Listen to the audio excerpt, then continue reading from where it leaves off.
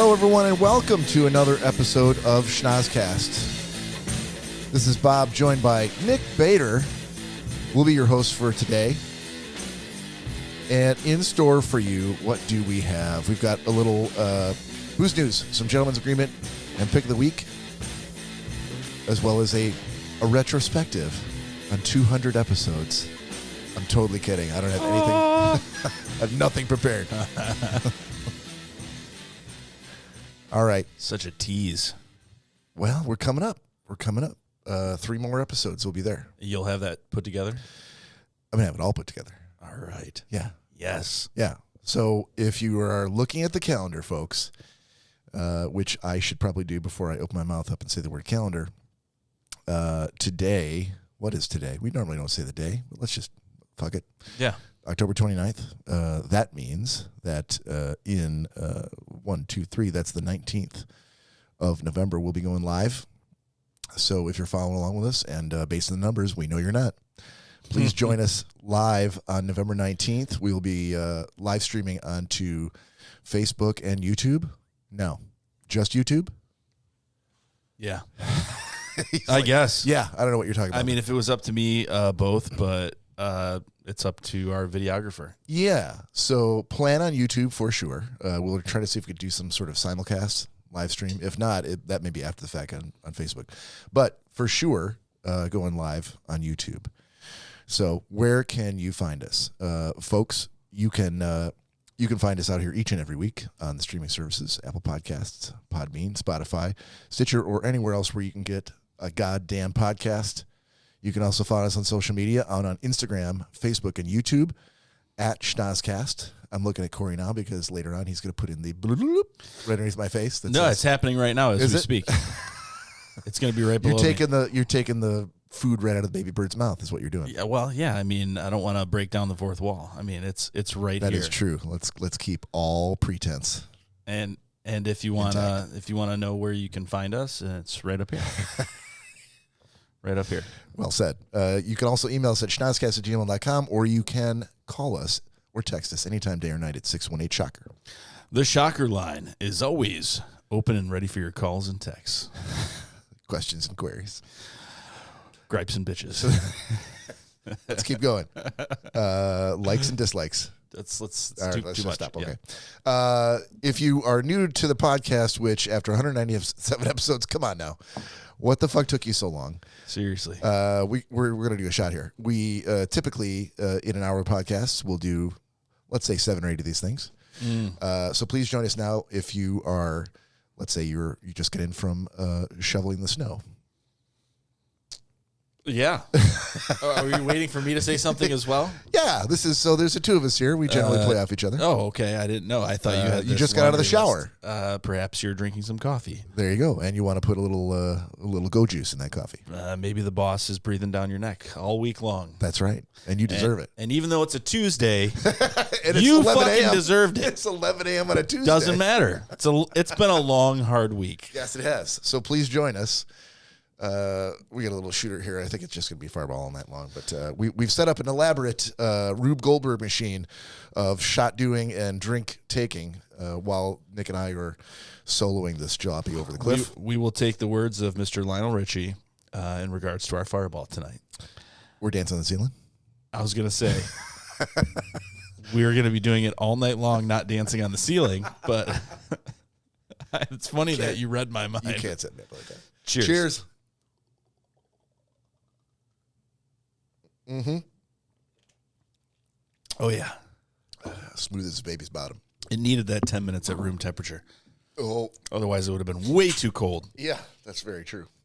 You don't want that esophageal freezing. Nick, I'm going to wash that down with a icy cold Austin Brothers Alpina Amber. If you're looking for beer, choose Austin Brothers. That's their official commercial, by the way.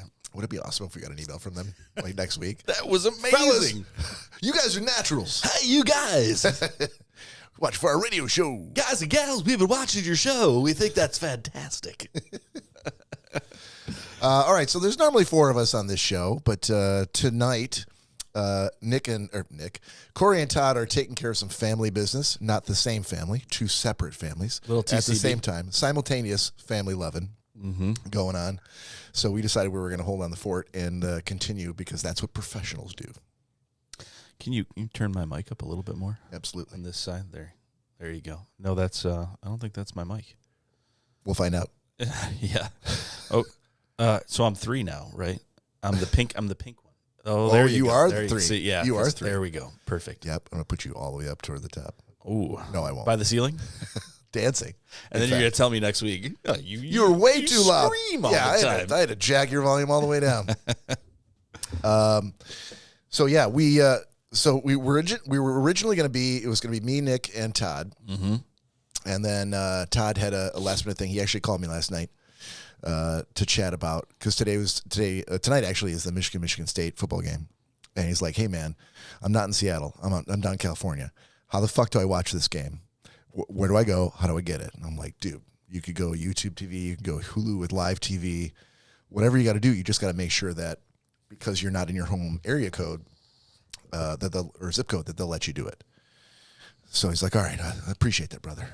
This is like, hey, here's what I got going on. I brought all my equipment. I might not be able to make it. And I'm like, sweet. I will immediately count on you not being there and try to put a contingency plan together, which is when I started texting everybody we knew. I believe last year when I was working with Uncle Mike, I think the MSU U of M game fell in like November or something. October, November timeframe. Because there was a huge snowstorm and we were working in Ann Arbor. Okay. And I remember he sent me out, and I told you guys this at the time, but he had sent me out to get like cups. Like something like, hey, I didn't realize we were going to run out of cups for this job. Can you go get disposable cups at Gordon's? There's one a mile away. I'm like, so I put it in, sure shit, 1.7 miles away. I'm like, okay, we're doing this personal chef job at some high-end house smack dab in the middle of campus in Ann Arbor. And it was right in the asshole of a snowstorm.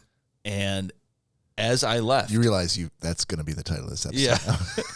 As I like, if you were like 97 and had horrible dander, and you peeled apart your ass cheeks, that's what kind of snowstorm this was, because it was everywhere. White stuff was flying. Nick Bader knows how to paint a word picture. I'm telling you.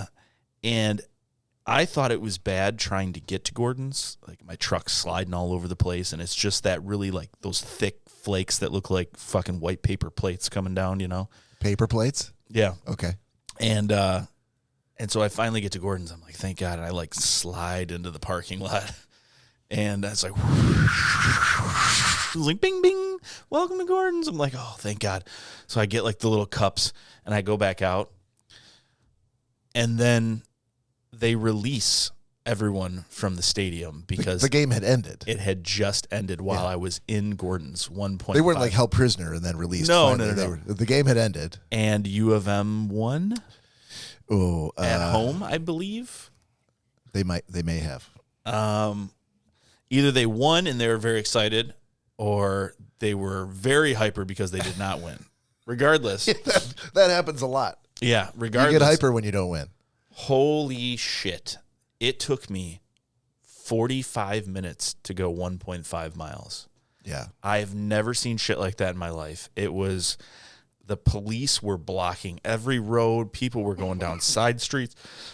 People were driving up on the grass, one-way roads. People were trying to, that you can only fit one car down. People were trying to squeeze by. I mean, it was just a fucking shit show. At one point, I was like counting snowflakes because the car was not moving for so long. And these kids came strolling by, and they're like, hey, you want a beer? And I'm like, yes, I do. Thank you so it much. Was so tempting. But Go blue. There's the state police was everywhere. They're like standing next to my car. But they had so much bigger fish to fry. I understand. And some guy with cups in a truck trying to get back to his all I his need chef is job. Him and his fucking traffic coat just to be like, yeah, pull it over there. No, no, that would never have happened. You were the least of their concerns. I know, but it was the worst. It was the worst and the best because it reminded me of when I used to go party at MSU, and it just, I was living vicariously, like thinking like they're having a blast right now. They are having so much fun. Like they're going to house parties. They're doing all this shit. And I got to go back Lighting to this. couches on fire. I got to go back to this fucking place and serve up fucking prime rib, you know? And I'm like, that sounds horrible. It was because I was working. But I just wanted to be like, take me with you. I would just leave my truck here. I mean, knowing what you know now, I'm sure you would have been like, yeah, let me just park my truck in this parking lot. And I should have. I'll go right. Yeah, let's go. I'm not, and that's what the thing. dorm are we going to, fellas? I'm not the free-spirited, make new friends kind of, you know, as I'm sure Tony would say, like, Nick's a great guy once you get to know him. Like, at first, he seems like a real asshole. But once you know him, he'd give you the shirt off his back. And I'm like, yeah, this is truer words have never been spoken. Yeah, we really need to start taking an attack like this when we're trying to sell the podcast and try to recruit listeners, explaining how big of assholes we are. Hey, you know what, man? Some of the biggest assholes are people that you want to follow and watch. I mean, you do. Yeah. I mean, think about celebrities. There's a lot of people that follow assholes. Amazing comedians that are just dicks. That they rip. But they're famous. Well, we're just at one point they were not unfamous assholes. They were not famous at one point. They may have been assholes at the time, but no one was following them. So it's like Jerry Seinfeld when Kesha came up to hug him. Oh my God, Jerry Seinfeld! He goes, oh. Hello. He was doing an interview with E, and she goes, "Oh, can I give you a hug?" He goes, "No, thanks." And she goes, "What? Can I just hug you?" No, thank you.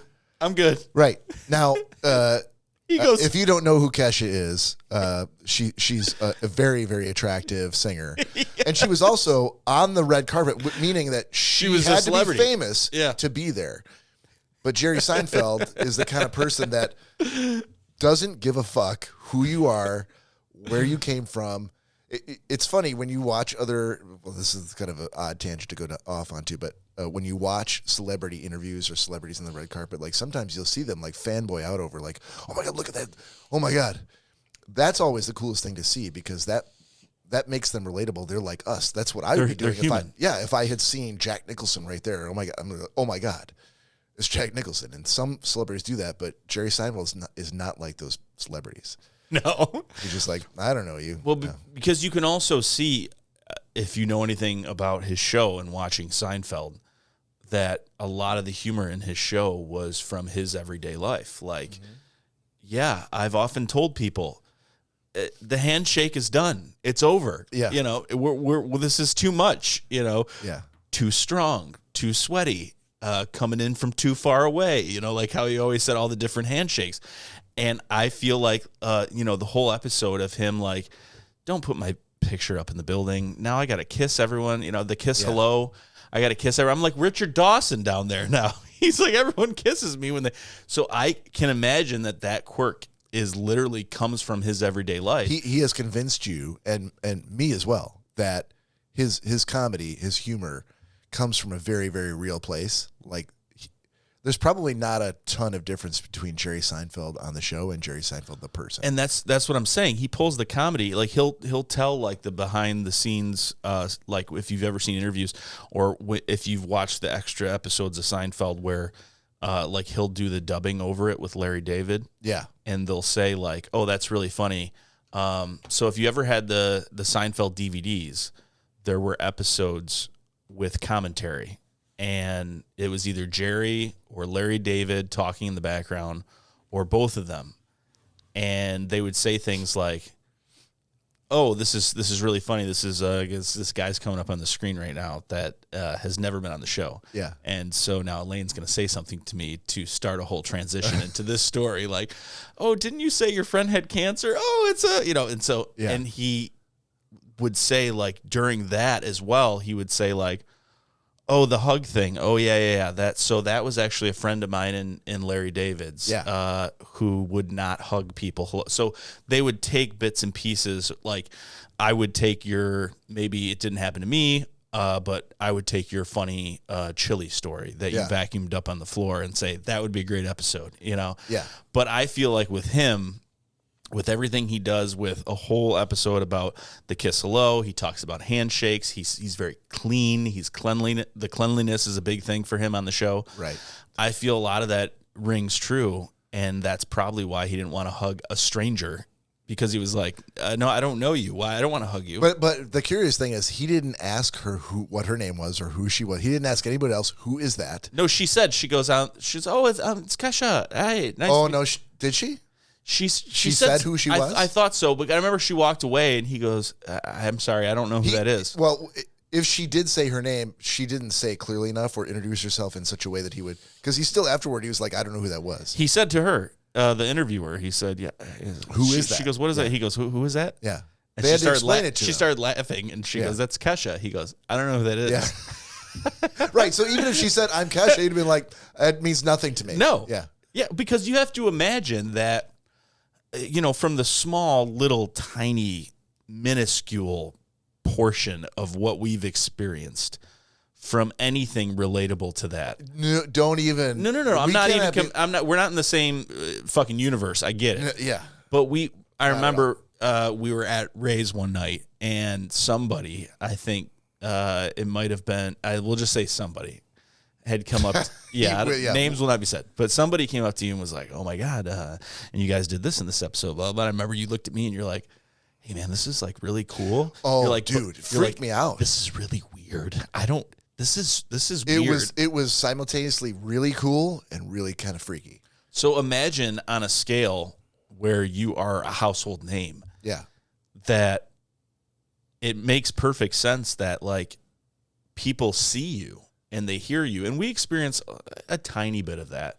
Like it's super fucking minuscule. No, I know, I understand that, but like when we went to the wedding and we have people standing standing next to us that are like, Corey's wedding. Yeah. Oh, I remember that. I remember you guys talked about that. And I was like, I'm sorry, who are you? Like, I don't. Yeah. People think because they can see you or they can hear you, or they've listened to us for lot, lots of episodes that they know us. That you're touchable. Right. And they know us, and therefore we know them. And for us, from the inside looking out, we're like, we have no idea who you are. So like, it's just like a favorite TV series. You could go up to Matthew Perry and be like, oh, remember that one time on Friends? Oh yeah. And he would be like, who are you, stranger? Did you hear that he is just put out a new memoir, his only memoir about his addiction and everything? All the problems that he's had and experiences. That's good. I think that's going to be good for him. I think you should read it. I haven't, but I think that's going to be good for him. Should. Because he was like the star of that show. And when they did the thing with the Friends reunion, quote unquote. Yeah.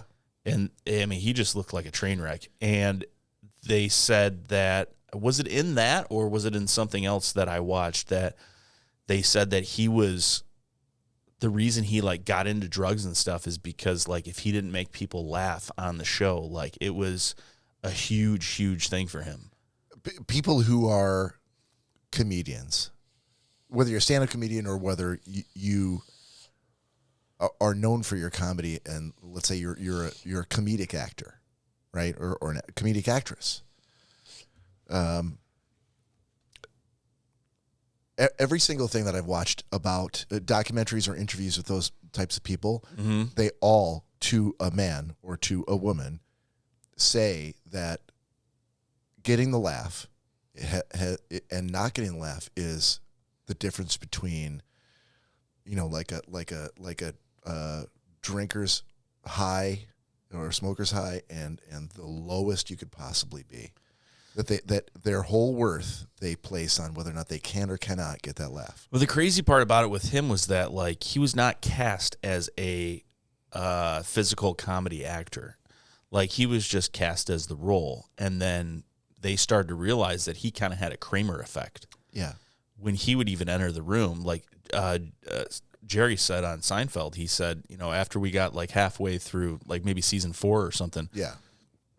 He said it was pretty distracting. He said the second, Kramer would even walk in, we'd have to pause. The audience would like stand and clap because this roar would erupt. He said it is slightly distracting. You can see it in the show. We have to like stop. and he hasn't even done anything yet, Right. And with Matthew Perry, people were on the edge of their seats because he branded himself as this smartass with a one-liner. Well, he earned it. But he didn't write the lines, right, but he delivered them in such a way that he sold them. And they call it the devil's bargain. Yeah. Right. If you were like any of the people that are on Friends, Corey would be appalled at how much time we're spending on Friends. Well, but he's not here, so we're going to keep on going. And you guys could talk about hockey while I'm not there. Absolutely. Every single one of the actors and actresses who were on Friends had languished in failed sitcoms, things that they were supposed to be the next big thing, and it didn't pan out. They all were looking for that break. So the devil's bargain is when you finally land a show that, when they were cast on Friends, they did not know what it would become, but it just became that thing due to great writing, great acting, just the happenstance of putting those 6 people together and having the chemistry that they did. I'm sure that if you had interviewed every single one of them before they started filming season 1, they would have said that they would have killed to be that person to get that kind of response when they walked on the set of the show. But once you get it, now it's oh my God, now what do I do? But I think a lot of that was part of his character as a person as well, because I think they said that he eventually had input on what Chandler might say and what he might do. I don't think it was totally like they wrote the lines and he just delivered them. I think after a certain, because you can see in a lot of the bloopers and things like that, that he does stuff that Chandler would actually do, but that's his personality. And he jokes around and shit like that in real life. Well, but don't be fooled. The writers for Friends were very, very famous for being great writers. Oh, yeah. That's why they were hired. Sure. And so they may have constructed the shoot of the show, the tapings of the show, to give him ample opportunity to riff, or let's say do it as written the first time, and then we're going to do it a couple more takes, and if you want to improv. And, they know what a good improv artist he was, and obviously as the seasons went on, they knew that how well he knew the character to the point where he could come up with great shit. And I'm sure that, but whether they used any of that stuff or whether they only used the scripted stuff was up to the writers and the director. Yeah, absolutely, 100%. I'm sure he didn't get I'm a co-writer now, or what I want to go in the show. He just they may have given him a lot more latitude because he was so good at what he did that they would have been fools not to see what else he could come up with to make the show even better. To give you, for instance, there was.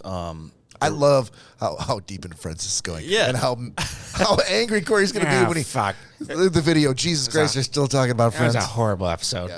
Yeah. No, but to give you, for instance, a window into his personality, and Joey's character, LeBlanc, Yeah. Matt LeBlanc, he was actually more of a smart ass too in real life than his character, obviously. But to give you an idea about Matthew Perry, one of the blooper reels, Joey was trying to run into the coffee shop and tell Phoebe something. He's like, Phoebes. And he came running in, and the first time he did it, he bit it and fucking fell onto the floor. I've seen that. Yeah. And he kept doing it 2 or 3 times and messing it up. And then finally the third time, he got it right. Right. And Matthew Perry came running in and did a somersault onto the floor. Yeah. And everyone just lost it and started laughing. And he obviously making fun of Matt LeBlanc. So, and that's not something you would see Lisa Kudrow doing, but I think that's a lot of his personality is shared with his character. So I think it probably resonated when he didn't get a laugh because it was people didn't like him. I'm sure he took it very, very personally. And he said that. He said it was like a drug. He said if he came out and he hit something and people laughed, it was Well, man, every single every single stand-up comedian I've ever seen interviewed, and I've read and watched a ton of them. Actors who are stage actors, they will go on and on about the feeling that you get and how it's something that convinced them, I want to do this forever.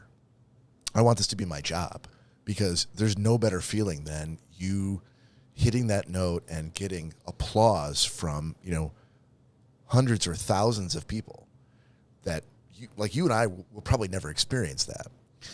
Maybe. But That's very true. It's a lot of the actor, and probably the directors have a lot to do with it too, because maybe the first 5 times he didn't deliver something correctly, and they're like, "This is how we want you to deliver." Yeah. Because one scene stands out in my mind when Joey says something really fucking stupid, and Matthew Perry looks at him and he's like, "You're supposed to stop the Q-tip when there's resistance." And of course that got a huge laugh, But if he had just said, "Hey, stop the Q-tip when there's resistance," it wouldn't have resonated as much unless he did it in that Chandler-esque tone. Yeah. So I think there's a lot to be said by the writers, the directors, and the cast. Go ahead and start opening your cooler. Oh, you've already got this other. Okay, so I got to pour mine. Yep. I just want to go back real quick to go ahead and open your Yeti. A point that you made earlier about Jerry Seinfeld. I don't know if you've ever seen this, but on HBO, you can actually find the whole thing on YouTube for free. There was a television special that was done on HBO called Talking Funny, and this was in 2011. So it was a number of years ago. The world is different now, but this was Jerry Seinfeld, Ricky Gervais, Chris Rock, and Louis C.K. Okay. Prior to Louis' involuntary exile due to Me Too, which, he's trying to make a comeback now. But at the time, they were all like the top 4 comedians who were still working in stand-up, but had also had success in other areas. Yeah. They all got together in an HBO special just to talk about being funny and what that means. And, should I put this back in the cooler? No. Hold on. I'm pouring right now.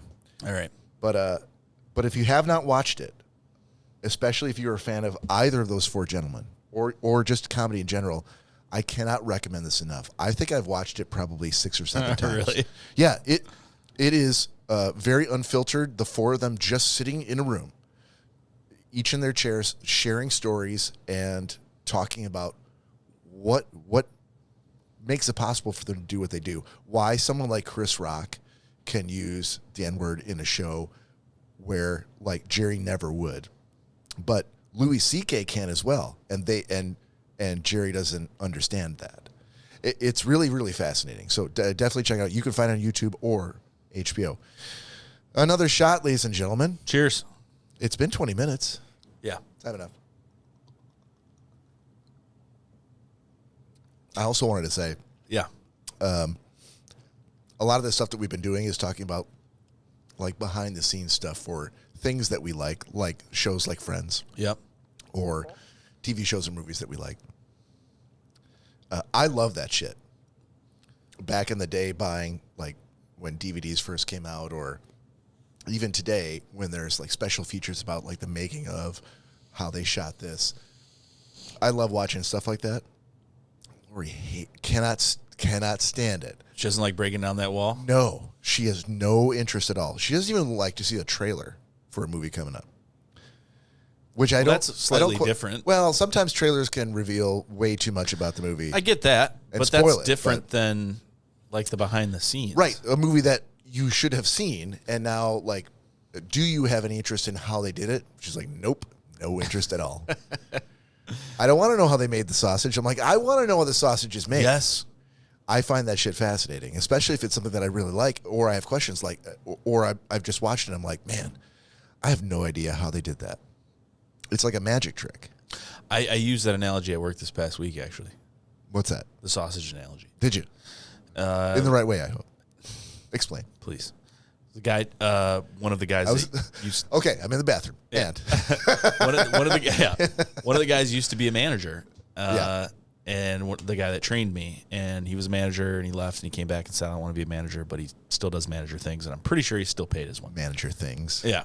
Okay. And so he does a lot of behind the scenes, analytics, and he does a lot of crunching numbers and things like that. And so he's seen, in his words, how quickly I've progressed in 2.5 months. And he's like, hey, man, why don't you come over here for a second? And he's only there till about 11 because he comes in super early in the morning. And he's like... Wait, he leaves at 11 a.m.? Yeah. And you have to work how many hours a day? 8. So he came in at 3 in the morning? Yeah. Are you fucking kidding me? No. Is this voluntary or he's on like the night shift? This is the shift that they have him on, and he enjoys it. So, Jesus. Okay. Yeah. Keep So he's like, I know basically now you're coming in at 11 o'clock or 10:30, and he's like, but this is some of the stuff. You see how frustrated I get like on Monday mornings, and I'm doing this and this and using all technical terms. He's like, do you have any interest in like what I do? Because I think you'd be really good at it. What does he do? Oh, the crunching of the numbers. So he does the crunching of the numbers. He does like the analytics, the behind the scenes, the sending out like graphs and things like what is already done for our podcast, like through a program. Like he puts together that kind of stuff. You're talking about the analytics for the sites that we use to host the episode and telling us how many listeners we have, demographics and things how many like downloads. that. Gotcha. He does that, but actually puts it together and does that kind of stuff. Okay. And whereas the dispatchers are basically just dispatching trucks and making sure numbers are in right. They're traffic cops, really, Yeah. making sure that everything keeps running smoothly. And he is almost like a double checker. Like he goes behind the scenes and says, okay, I'm going to watch the watchers and I'm going to fix this and I'm going to fix this. Dude, I could totally see you. And he's like, I feel like this is something you'd be really good at. And he's like, if you have any interest at all. And I said, no, absolutely. So he starts. How much does that pay? Did you ask the question? I thought it was a little premature. No. And sometimes, let's talk turkey. And so... What kind of a raise is in it for me? So he brought me behind his desk, and he's like, da, da, da, da, this is what you're supposed to do, and this is the screen, and this is the login for this, and this is how we do this. And I'm like, Does he have like a background in analytics or data analysis of some kind? Yeah, he does. He's been doing this for quite some time too. I think like 14 years or something like that. So, like I know he can go anywhere. I mean, he was talking about like there's some huge job in Nashville. He's like, I could totally go down there and fucking make 6 figures. He's like, it's crazy. So anyhow, listen to this guy. Yeah. So, so he starts showing me, and he's like, this is just like a little tiny corpuscle of like kind of what we do. And, is that the right word?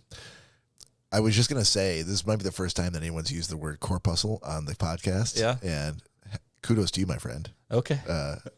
Well played. And so he's like, this is what we do, and da, da, da. So he showed me, like, crash course, 10 minutes. I'm like, okay, and I'm like, Josh, I got it. I can do your job. Can I go home? He's like, well, I'm Nick Bader. He's like, I'm about to take off. He said, oh, is my dream coming true? Did I call it? No. He's like, I'm about to take off. He's like, he goes, but he's like, listen, first and foremost, when everything gets slow tonight, because you work from like 11 to like 7:30 at night, and we don't have as many loads and as much going on towards the end of the night. He's like, when things get slow, if you got some time, try and do this. And I'm like, dude, I don't want to. He's like, this fucking guy. He goes, listen. He makes it sound like he's like, okay, I know you're working till 11 tonight, and after that, you go to the 7-Eleven on the corner of Van Born and Wick, and you get a Slim Jim, and then you go home. Yeah. After that, just listen to what I'm saying. When the payphone rings, on the third ring, answer it. Hello? It would have creeped me out with this guy talking. I can see you. Turn left. Wait for that car. Ready? Go. Now. Now turn left. Now. So he said, I have to go and recorrect these certain things. I have to do this. He said, no matter what. So if you fuck it up, doesn't matter because I have to fix it anyhow. Yeah. He's like, so take a stab at it and write down the serial numbers of each transaction that you do, and I'll come in the morning and I'll see what happened. So I'm like, all right. So I did like 25 of them. Probably took me 45 minutes. Okay. And left it on a note on his desk.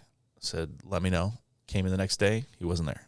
I'm like, son of a bitch. the fuck? Hoodwinked me. The next day, I've been hornswoggled. He's there. He's doing all kinds of fucking shit. Does this dude have like 8 monitors, like all in a row? Oh, yeah. Does he really? He's got 3, but we all do have 3. Okay.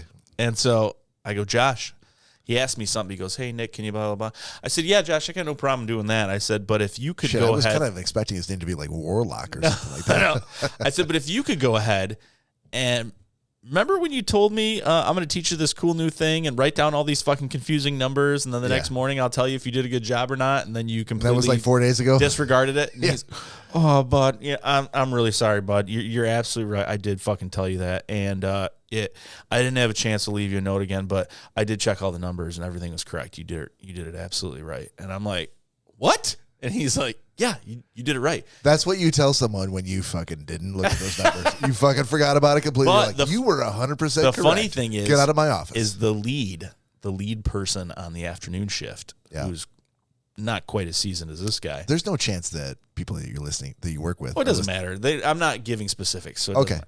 But the lead person, I said, I don't know if I'm doing this right. Just this is what I did. And he's like, well, I'm going to check 3 random numbers. And he checked them. And he's like, yeah, you did it right. Nice.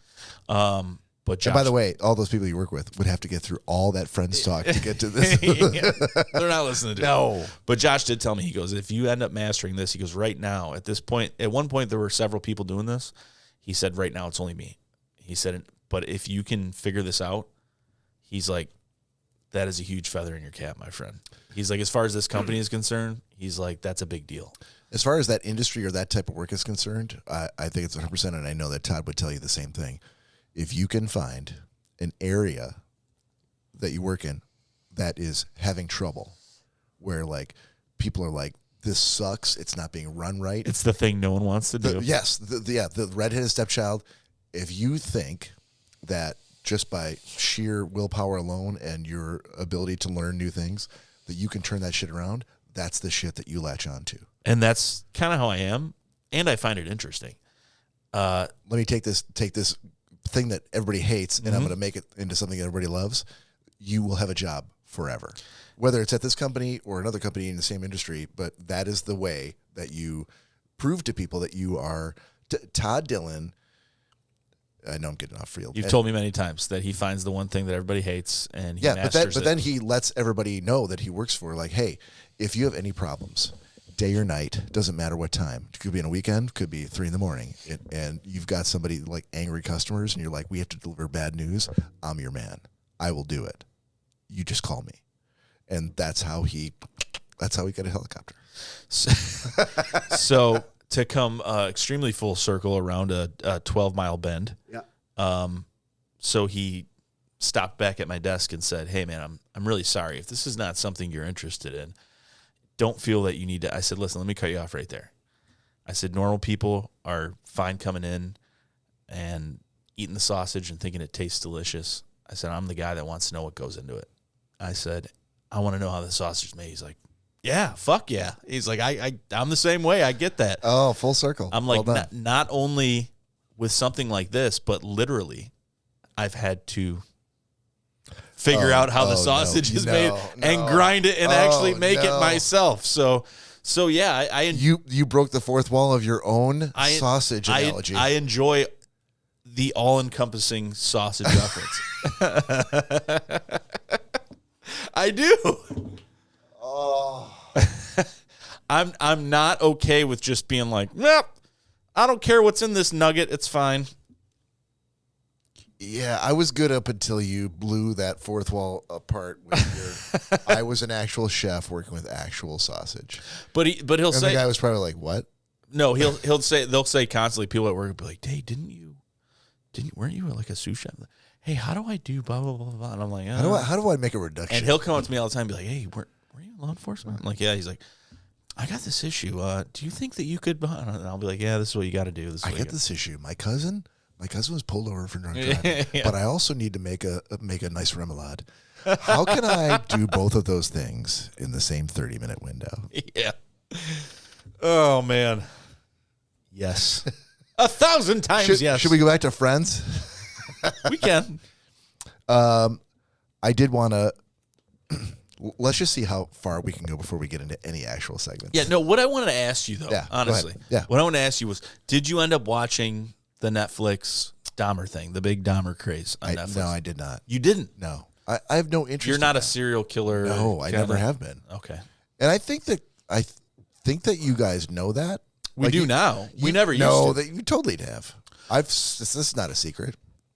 I saying will watch until documentaries that you assign to me, but documentaries about serial. I've made enough wisecracks about getting. We didn't specifically assign things to you thinking you were going to hate it. We didn't know that you had this aversion to it holds no interest for me whatsoever. Okay, is it whatsoever? Is it an interest thing, or is it like documentaries about serial killers? No, or is it holds like no interest? Is it like an empath thing? Is it so cringeworthy that you just don't enjoy it? Because there are people that have like empathetic qualities that can't physically can't watch things like that because it almost pains them. They're like, I don't enjoy it. This is like horrible. I don't want to watch this. Maybe.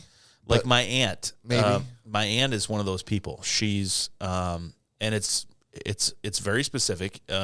People that can be empaths are very different.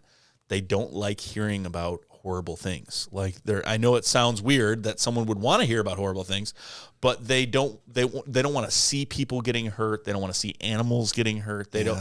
It's something that it's just it's almost like an ick factor. It's like I don't want anything to do with that. It's more than I'm not interested. It's this bothers me. I don't want to watch it. I would like to think that it's because when I watch a documentary, I want to learn something. Yeah. I want it to be educational. Okay.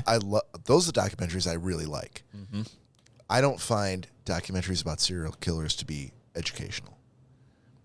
They just aren't. Yeah. Unless you're trying to educate me as to like what kind of van not to get into if I'm lured in some way by some delicious chocolate candy.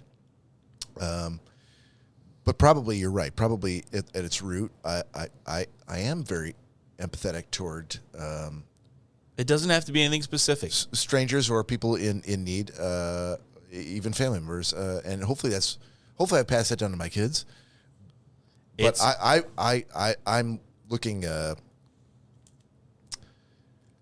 I'm trying to put a highbrow spin on it to say like no. I want to be educated, right? And I don't feel like I'm getting the education on. When I hear you describe them, it makes me think that you have some empathetic qualities, because when you describe them, you're like my kids. No, when you describe having to watch these documentaries or these movies, it almost pains you. Like it sounds like you're like it was. I don't want to. I don't want to see that. Like you're like I don't want to. I get no pleasure from watching it. Yeah, I don't want that. Yeah. Like it almost like you're like like like I feel like there's spiders on my skin. I don't want to watch that. Not that you're afraid of it, but that you don't want to see people being hurt or mauled. There's no sympathetic character for me to identify with. Right. And that's probably the long and the short of it. It makes sense. Like I said, my aunt's the same way. I'm for whatever reason wired the opposite. I've done those like, you may be a sociopath if you fit these qualities, and I somehow fit a lot of those qualities. That's a conversation I find myself just having to like crawl my way out of. to this day, I don't believe I'm a sociopath. I don't think I'm a sociopath. But they say like discuss. They say that people that a lot of tendencies I share with either psycho or sociopaths are liking bitter foods. Black coffee is a huge one. Hold on. Are people actively trying to do some data analytics of their own? Yeah. To determine how close? Why were they curious in the first place? So basically, they're just as curious minds are. They're trying. I wonder if Nick Bader is close to a not psychopath. me specifically, but they're trying to say what are some red flags, what are some precursors that we can say that they tick these boxes, that we can say, okay, all of these serial killers have one thing in common. Okay. And they go down the list. And some of the articles that I've read have said that there's a lot of there's some tendencies that I tick the box for, and there's some that I definitely do not. Okay. But the mild ones I do. The mild ones? Mild ones. Like, I love black coffee. They say most people like things that are sweet. But who is pointing this out to you? This is not pointing. No one's pointing this out. Okay. No person is pointing this out. All These right. are articles I've read. Oh, you are trying to verify that you're not a serial killer yourself. Well, I know I'm not a serial killer because I've never. But you're just trying to confirm through articles that you've read. I just want to a quick double check. It's one of those like I feel I'm not. Let's see if you Good Housekeeping says I'm not as well. You may be a sociopath if. And I'm like, wait and a you're second. like, let me I think for I'm good not. measure. Let's just run Just through for good measure. Yeah. It's the fourth one this week, but I feel like this one's really going to be the nail in the coffin. But it was like, and it gave for instances. It's like, if you find yourself liking things that are bitter rather than sweet, such as black coffee, I'm like, yes. Gin, I'm like, oh, I love gin. Women. Yeah. It's like scorned women. Yeah. It said IPAs, strong IPAs. I'm like, yes. Right. But aren't they describing every chef? No, because chefs don't like bitter foods. A lot of chefs like more extreme foods, or I have across the spectrum. I have a large palate.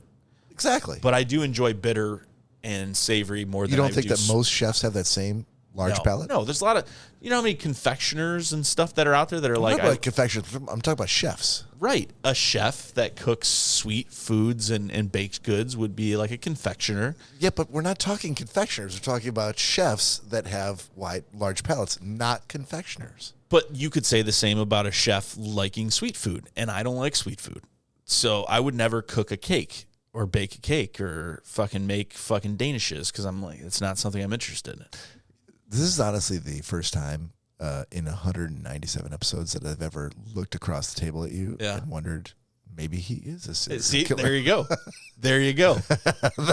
Maybe I need that extra level of verification. But they said they're manipulative. They use other people to get their ways. And it went down the list. And some things I ticked and some things I didn't. But a lot of it was like no remorse and using people. And those aren't things I do. And I'm like, okay, thank God. I know I haven't killed anyone.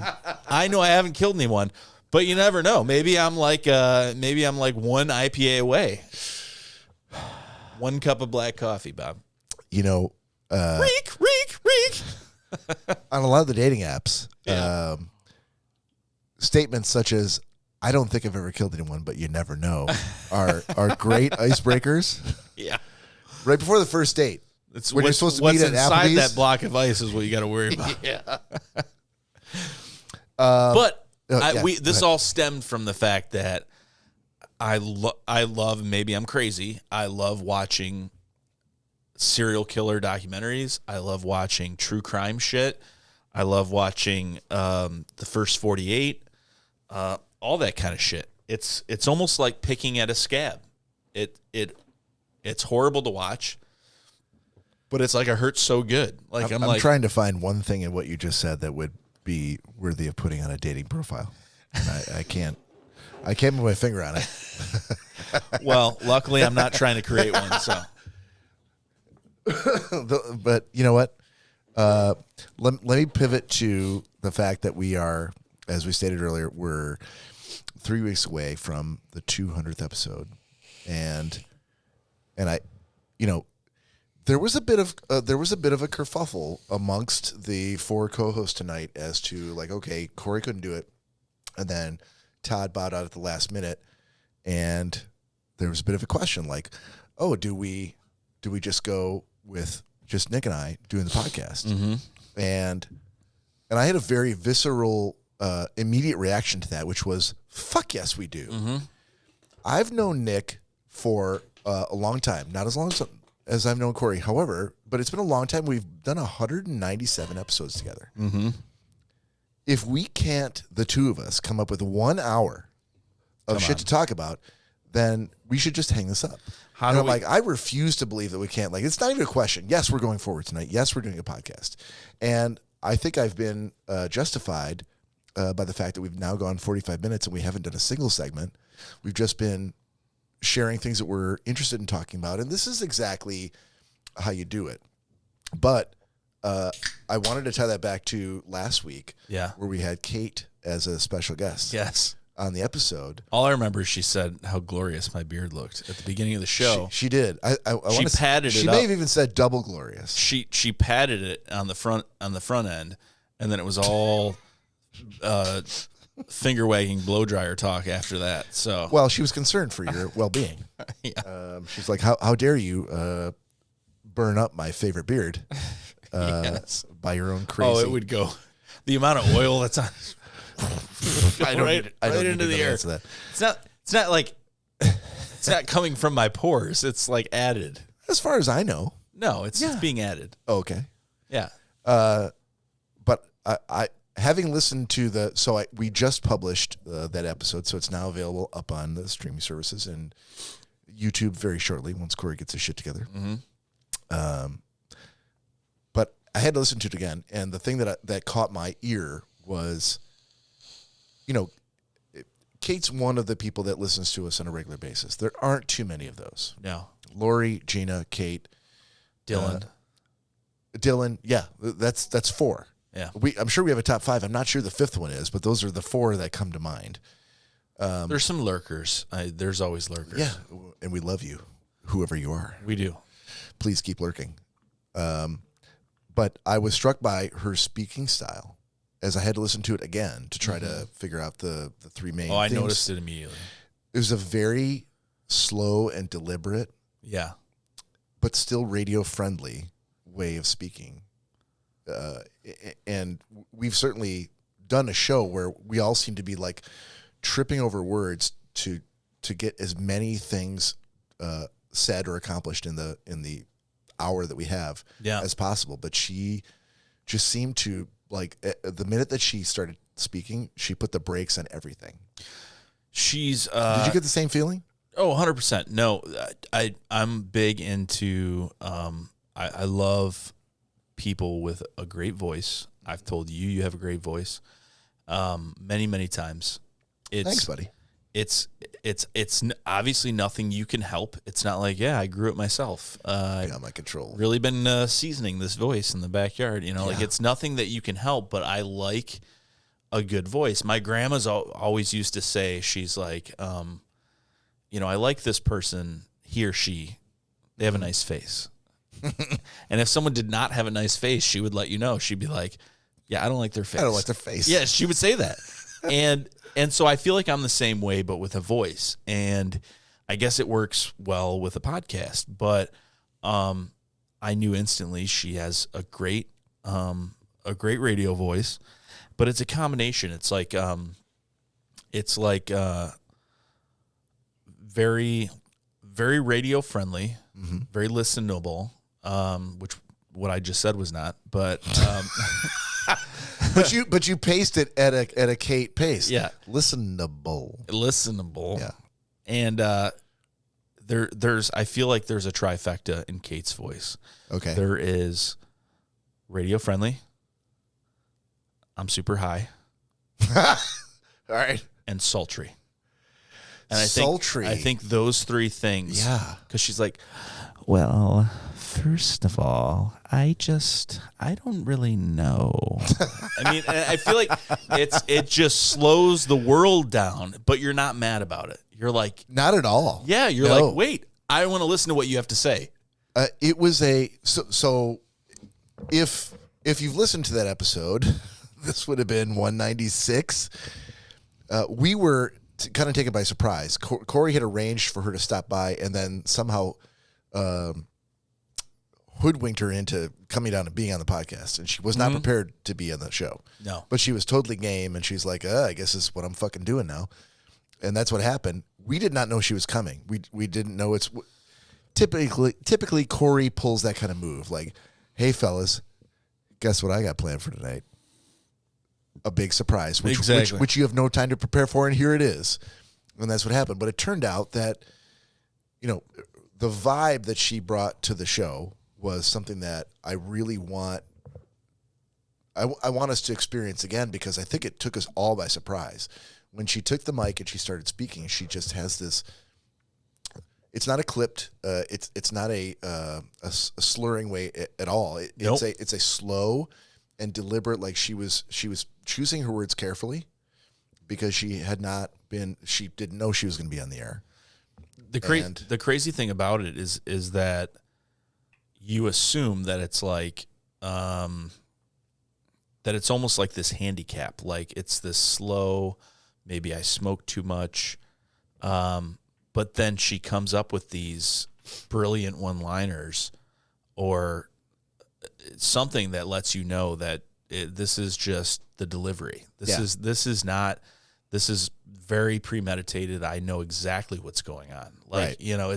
It's not something negative. It's something positive. And it all kind of comes together. Yeah. Yeah. She gave as good as she got. Yeah. And she added something specific to the show that we haven't had for a while. Yeah. And I don't think it was just, these are all flowery words, Kate. We were very impressed. We want you back. Yeah. Absolutely. I don't think it was like, I'm here. Yes, no, maybe. Like she was involved. You could tell that she had listened to the show before. And absolutely. And she was not afraid to put each one of us in our place, like at certain points. Not at all. Which with very intellectual things, which as I remember. Actually, you could argue that she let us dig our own graves a few times. Yeah, absolutely. Yeah, she wasn't necessarily putting us in our places as much as she was like, yeah, that's kind of what I expect you to say. Yeah, because she probably said something like, so how about the blow dryer thing? And then I was like, wow, the blow dryer. And then like the next 45 minutes, I just talked myself into a corner. Yeah, but she led you all the way. At any rate, that kind of, it got me to thinking that, we're 3 weeks away from having done 200 episodes. Uh-huh. And those 200 episodes they don't count the handful of shitty episodes we did in the first 5 that didn't even get published. So it's actually 200 plus by now, but officially available on the internet for consumption, we're at 190. This is 197. What do you think about when you sit and reflect on, Jesus, tonight is 197. Yeah. We're getting close to 200. Mm-hmm. Like that's a lot. I mean, I remember the feeling that I had when we got up to 100, but I feel like getting up to 200 is almost... It's almost double that feeling. Well, it's... well played, sir. It's not double that feeling. It's a different feeling because... number one... Is it like a sneeze, only better? No. Number one, it is we don't have double the audience that we had at 100. No, we have like a third of that. We're less than that, let's say. But but at the same time, we've learned quite a bit and improved from 100 to 200, I think. Oh, yeah. And made the show that much better, that much tighter, that much, some might argue, maybe not so much, guys. But I think that we've tightened up our game quite a bit in the last 100 episodes. We've added a skeleton behind you during the Halloween season. Yeah, absolutely. There's that another alone. one behind you. That alone. A lot of skeletons. Yeah. Perhaps skeletons were the key. However, I would say, what do you when I think about 200 episodes, it's really like I can't believe that we have maintained our own interest in keeping this going. 100%. But I think we rest on the laurels of why we started this.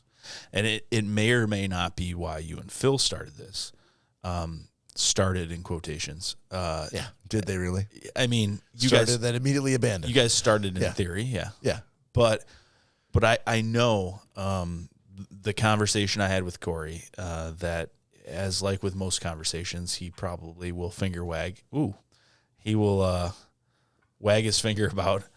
But I thought that was the beer that I had been drinking before, but it was quite a bit more full than that one. I could see that. Yeah. But for those that don't know, Bob had almost begged and pleaded us to do this podcast several times. It was not as desperate as it sounds.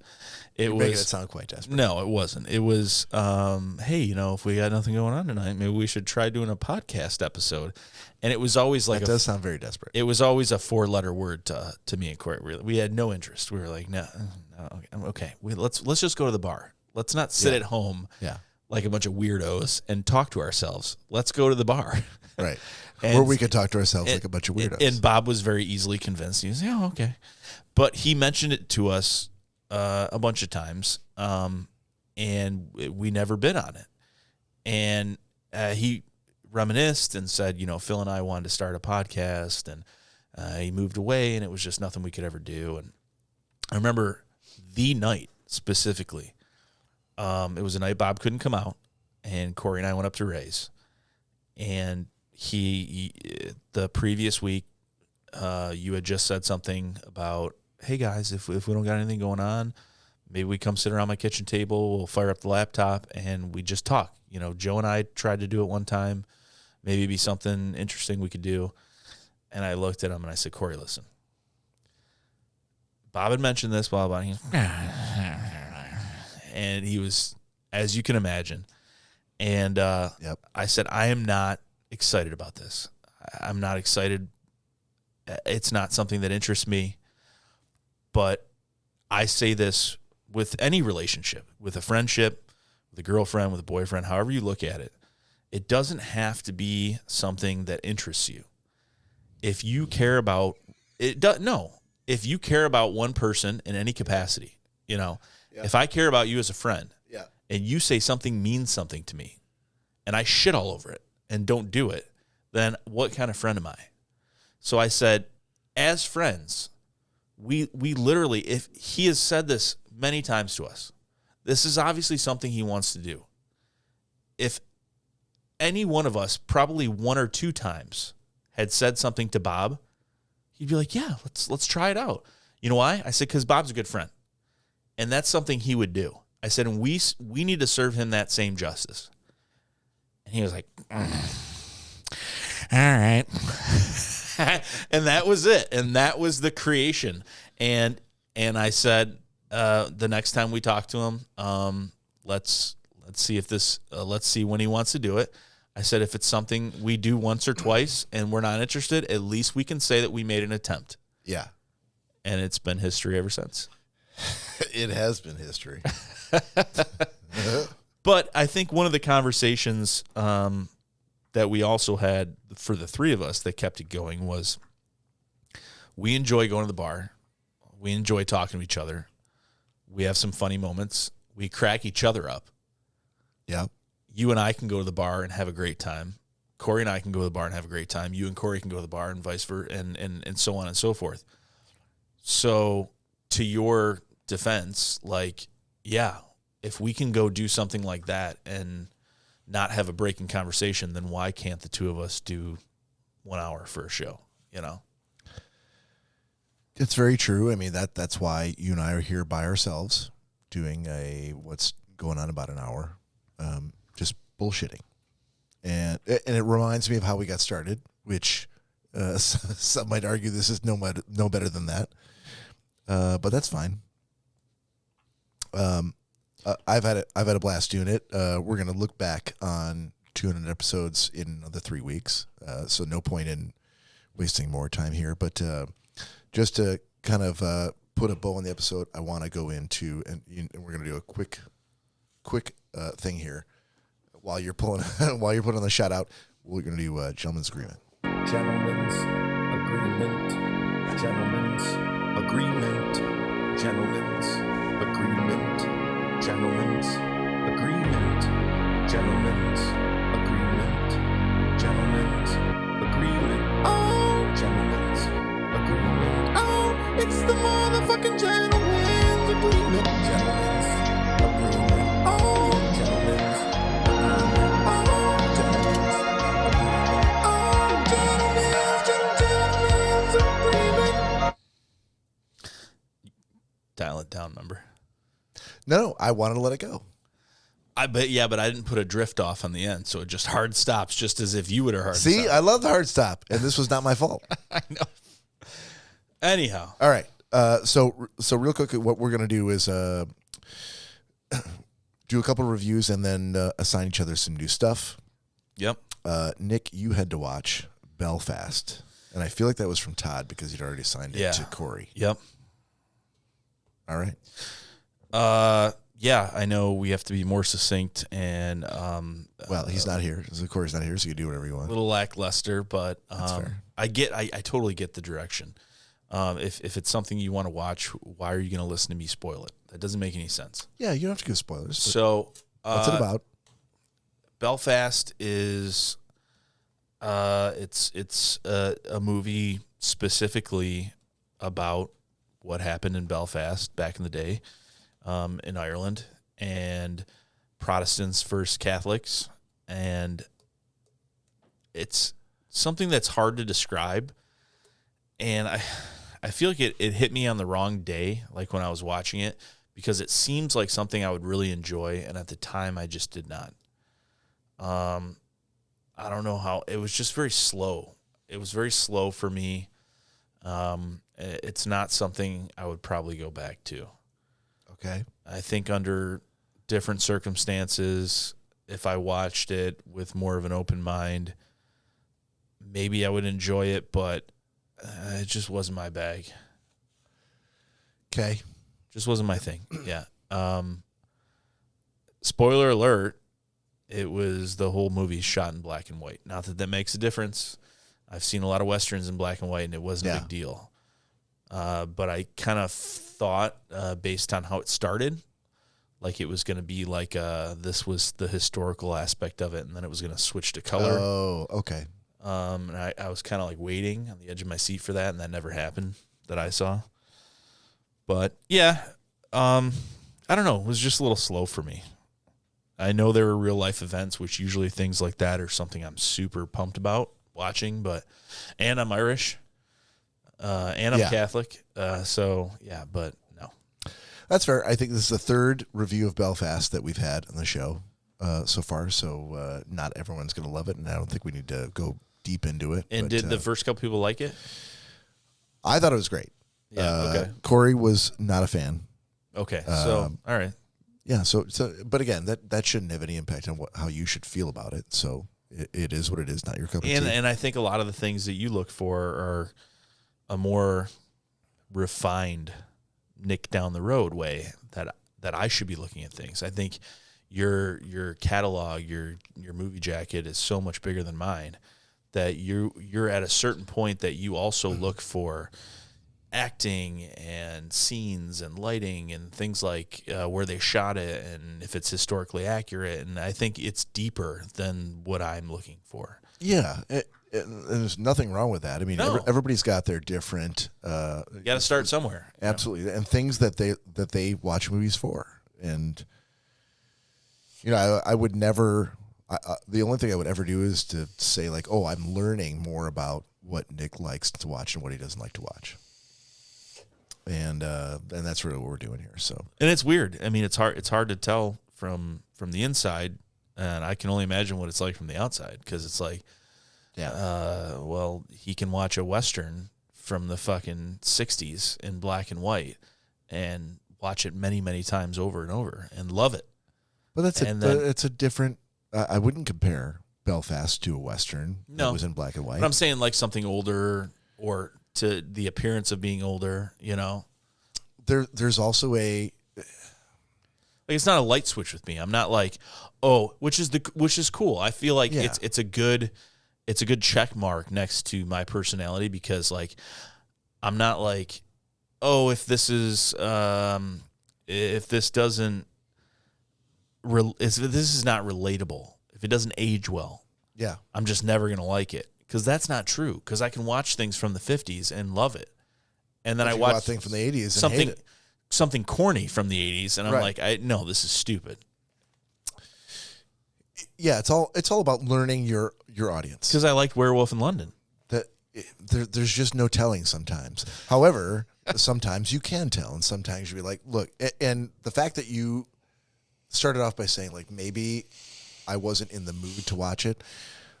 This has never happened to me, but it happens to Lori all the time. It happens to a lot of other people. Sometimes you're just not in the mood to watch a particular type of thing. You're not receptive to it. Yeah. Right. Walls go up. You might just be like, man, I can't deal with anything but a comedy tonight. Yeah. If it's a deep movie, like I got to think about it, I got to read. It's a drama. I'm not even gonna. It's the forced aspect of it, right. You know? Whereas if you were in the mood for it, like you might love it, and you got to respect that. Yeah. If I sat down and it was projected on a big screen and I was having a couple cocktails, and maybe I might really enjoy it. Maybe you'll come back to it one day. But if I'm like, you know what, I've got a time crunch in here and I got to watch this, I wouldn't pick this myself. That is the other thing about Gentleman's Agreement, which is that it is an assignment, and we try to watch it within a week's time. And sometimes that becomes hard to do because life gets in the way. So, and I will say I have an open mind. So if there was ever an occurrence, like if one day you guys said, hey, let's go outside and put it on the projector, I'd be down for it. I'd be like, yeah, okay. All right. Well, I had to watch season 8 of Alone. Now, Alone is a series on. Can we do this, by the way? What's that? Oh, we could. I still got to pour mine. You did say a couple minutes ago, you're like, oh, while Nick readies his shot, I'm gonna. I did, and then I started talking. I never poured mine. We need bartenders here, really. We do. we need bellhops and for all our luggage, servants and all Could sorts. You take this up to room 133, please? Smith has massaged my brain. Cheers. Cheers. Oh. Mm-hmm. I had to watch Alone. It was a double gulper. I had already been signed Alone 2 years ago. Did you know that last week? No. Okay. I'd forgotten. It's been 2 years. 2 years ago, you were assigned a couple episodes from season 1. This specifically was season 8. Okay. Yeah, I watched all of season 8. Oh, did you really? The whole season. Okay. Well, that says something. Yeah. I mean, not in Corey terms, because apparently he watches things out of spite. Out of spite, yeah. Which, by the way, I'm all in favor of. Some of the best things I've done have been out of spite. They've given me the most satisfaction. Just don't try and return clothes. True. But I will say, so I was talking about this with Nick before the show. We happen to be talking about just survival on your own. We headed out to we thought it was a bright idea. Let's go get some firewood for the fire before we start drinking, so we don't have to leave the house. So I got out there. He made the comment like, "Hey, can you imagine back in the day, hundreds and hundreds of years ago, when your survival was predicated upon you chopping up enough wood with an axe in the forest to make sure that you made it through the wintertime?" Because, and the only reason I said that was because we go through, just in a couple hours, so much wood to try and entertain ourselves or to slightly keep us warm. Right. In the fall. Right. Let alone when winter. It's 57 degrees. Let alone winter. Forget about, when it's like 2 degrees. And we just burn through it when some machine is splitting it up into nice little pieces and it's all dry and everything. And what I said was, could you imagine if your livelihood depended on like, hey, we as in you and I, my wife, my kids, all of us in this small uninsulated log cabin, we are only going to survive winter if we have enough dry wood to keep us warm, and this is what is keeping the house warm. Keeping you alive. All the time. Freezing to death. So could you imagine? I mean, it's a big difference between, wow, this really sucks, paying $100 for a face cord that some man delivers all nicely wrapped up in a bow to my house. Then I have this hatchet, and I have to chop this timber and split it, and all the time, constantly, every day, in the snow, in the rain, without fail, or I will freeze. My family, everyone will die. Yeah. So I really like Alone. I like the first season. I remember, and this is obviously, so it's been years, right? This is season 8. Cameras are better. The scenario is a little bit better. This was British Columbia they were in. Yeah. I think I was in from the first couple episodes. I'm like, no, I'm going to watch this. I was hooked enough to go like, okay, I had my favorites. I had the ones who I wanted to see them tap out. I want some to die. Yeah. Well, not to die. No one's going to die. That's not a show. This is Alone is a very particular show where they drop you off in a particular part of the wilderness. or the country. And this season was up in British Columbia, where it can get very cold. But they've been dropped in other seasons in more sunny climates. And I don't think I remember that. I haven't watched them either. I've only watched a couple from season 1 and all of season 8. But I one of the episodes was like a look back at. Oh, really? Yeah. So I'm like, oh, here's all these seasons I never watched. So I'm like, okay, I get that sometimes we're in different climates. You know what? Even though I didn't watch a lot of it that I can remember, I enjoyed Survivor, I think. I think I did until I think I only watched season 2. I only watched a couple episodes of it. I like the premise. I like the idea of. But they never did a very good job on not breaking the fourth wall. Like, it was very clear that there was a lot of engineering going on behind the scenes. And it was who's fighting with for who entertainment. And blah, blah, blah. Yeah. Like, this is torches lit. Alone. That's why I like Alone, because they drop you off. You're done. Now, I think that they are dropping them off with cameras, but I've heard, and I won't say who.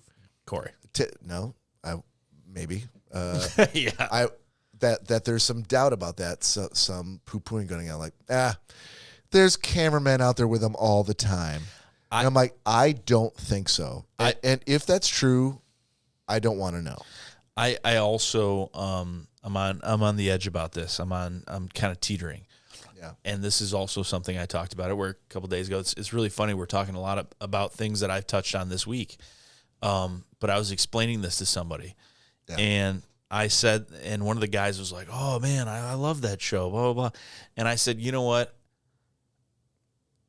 To speak from a production standpoint, I feel that Alone as a series, they're very scientific about it. They're like, as you would have a control, you would have a placebo group. I feel like they're very specific on, hey, no, if we're going to call this Alone, they're going to be alone. So I agree with that. I feel like they are by themselves. I feel like they do have, and one of the guys that works like, oh, yeah, but some of the angles, maybe they had some drones. I'm like, no, I don't think so. But I do think that they have expert photographers with telephoto video equipment. I don't think they're anywhere close. Or they've set up cameras already before they get there. They know where they're dropping them off before they even drop them off there. Because a lot of that... But the fact that the thought that there's like camera crews standing outside, I don't believe that. Nope, I don't believe that either. I believe they're like, as far as the person is concerned, they're absolutely alone. Yeah. I don't feel like there's ever a point where one of those folks are going to be like, oh, every now and then I'd see a cameraman. No, I don't think that. Yeah, the point of the show is for them to survive alone for sometimes up to like 45 days, where every day, as you said, they have to chop enough wood to make a fire, to not only keep warm, but to cook food for themselves. They have to get the food. They have to find water. And in this particular season, water didn't seem to be a problem. It was more food that was the problem. Isn't it kind of messed up? Because like a lot of the episodes that I watched, and I think it was a couple different seasons. Yeah.